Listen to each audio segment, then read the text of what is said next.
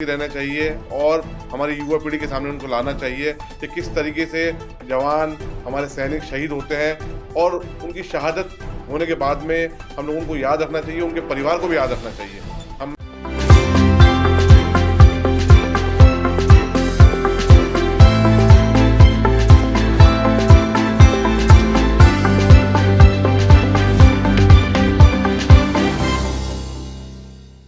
आज हम लोगों ने एक संगोष्ठी रखी थी जिसमें कि पिछले कुछ दिनों पहले जो हम लोगों ने अजमेर में एक मीटिंग की थी सब धर्मगुरुओं की, और उसमें कई विषय पे हमारी चर्चा हुई थी। उसमें खास तौर से विषय था कि भारत को इंडिया नहीं भारत ही कहो। तो एक उस इशू पे हम लाइन ऑफ एक्शन क्या आगे करते हैं उस पर तय करने के लिए हम लोगों ने ये चर्चा रखी है। और विशेष रूप से आज जो हमारी थी संगोष्ठी, हमने खराज अकीदत पुलवामा के शहीदों के लिए उस पर संगोष्ठी में रखा था एक मेन मुद्दा कि हम लोग उनको खराज अकीदत पेश करें जो पुलवामा में शहीद हुए थे। पुलवामा की शहादत ऐसी शहादत है जो कभी भुलाई नहीं जा सकती, और हम पुलवामा के शहीदों के भी और पुलवामा के शहीदों के परिवारों के भी जिंदगी भर के लिए ऋणी है। ये पूरा मुल्क उनका ऋणी है। ऐसी शहादतें हम लोगों को याद करती रहना चाहिए और हमारी युवा पीढ़ी के सामने उनको लाना चाहिए कि किस तरीके से जवान हमारे सैनिक शहीद होते हैं और उनकी शहादत होने के बाद में हम लोगों को याद रखना चाहिए, उनके परिवार को भी याद रखना चाहिए। हम हमें पूरा यकीन है कि भारत सरकार ने उनके परिवार का पूरा लालन पोषण का इंतजाम करा होगा। हम और भी चाहते हैं कि जितने भी शहीद हैं हिंदुस्तान के अंदर, उनके परिवार की देखरेख की जाए, और हम सब धर्मगुरु मिलकर के उनके परिवार के लिए दुआ करते हैं कि अल्लाह ताला उनको सब्र दे।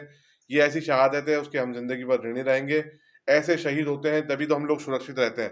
तो यही हमारे, जैसे अभी अग्रवाल साहब ने कहा कि मेरे वतन के लोगों जरा याद रखो कुर्बानी, जो शहीद हुए हैं उनकी जरा याद रखो कुर्बानी।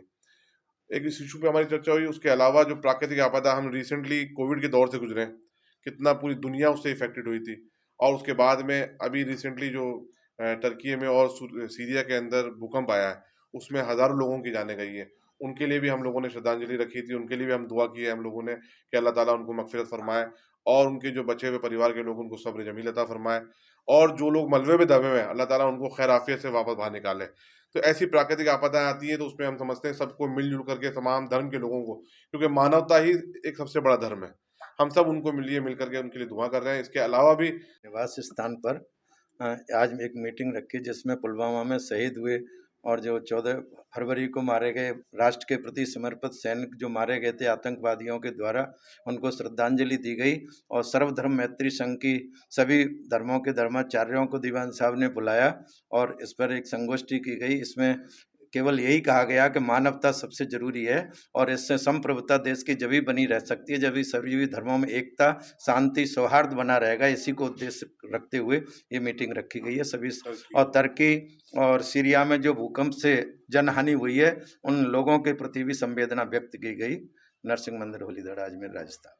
आज हम सभी सर्वधर्म मैत्री संघ के सदस्यगण यहाँ उपस्थित हैं और दीवान साहब के दरबार में, और पुलवामा में जो हमारे शहीद हुए हैं उन सबों को श्रद्धांजलि देने के लिए हम यहाँ उपस्थित हुए हैं। साथ में ही तुर्की के अंदर और सीरिया में जो आपदा हुई है उसमें भी जितने भी लोग मारे गए मरे हैं उनके लिए भी हम लोगों ने आज श्रद्धांजलि दी उनको, और दुआ करते हैं जो लोग अंदर दबे हुए हैं सुरक्षित बाहर आ जाएं।